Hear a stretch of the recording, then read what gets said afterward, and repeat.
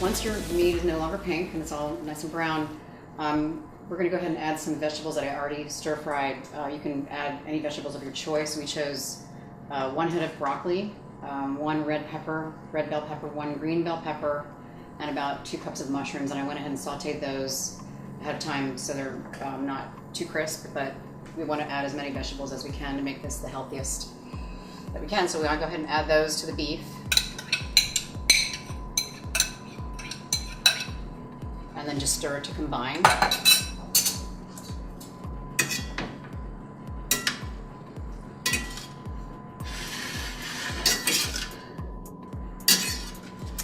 And the next step is the tomato sauce. We like to use already prepared jarred marinara sauce, and we like the, I'm not sure how you pronounce it, Rouse marinade, homemade. It's delicious, and it's in the organic section at Publix or Whole Foods. And I'm just going to go ahead, this is a 24-ounce jar. I'm going to go ahead and add that to the meat and the veggies.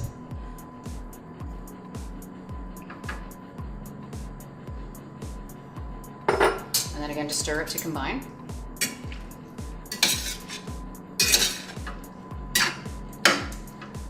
Okay, and now we're going to start with the layering of our lasagna. And the really cool thing about today that I found online, instead of using ricotta cheese, which is fine, but I found a healthier version using cauliflower.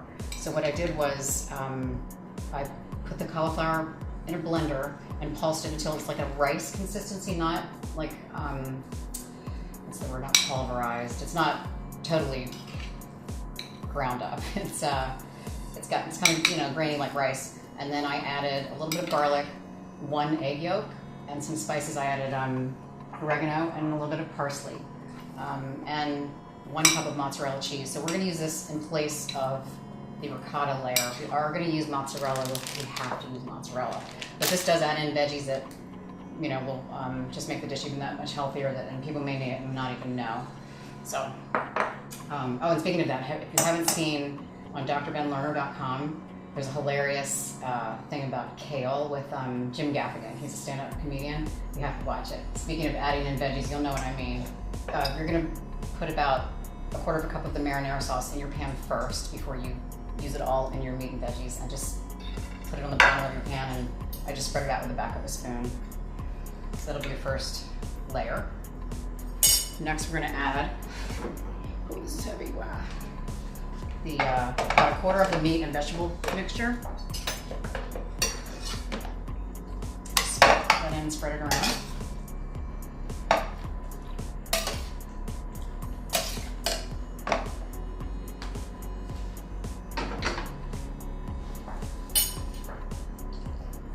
Next is going to come a layer of our zucchini strips,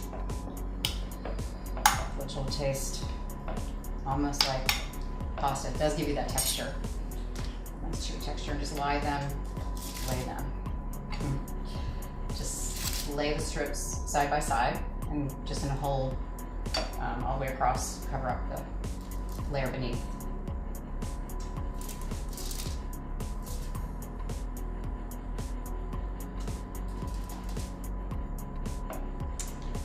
Then the next layer is going to be your fake ricotta cheese, your cauliflower with mozzarella and the spices. Just gonna put that in, try to spread that out with a spoon as well. It's a little bit thick. Flavors will meld together well, even if the layers aren't perfect. And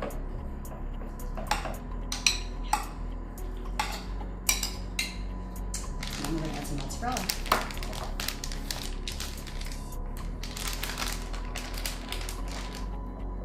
Start again with the meat and vegetable mixture, and we're just going to do 2 layers, at least 2 layers, until you run out of ingredients. But make sure you end up with mozzarella so that it won't, it'll protect the rest of it from burning. Everything underneath mozzarella is important to have on top.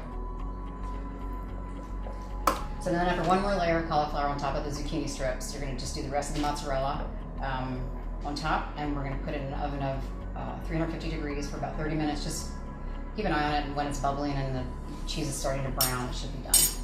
And this is a recipe that seems to take, you know, some time, but it's so delicious. And if you do it in stages, it's not a big deal. And as I always say, just plan the time, enjoy the process, put put on some music, and pour a glass of wine.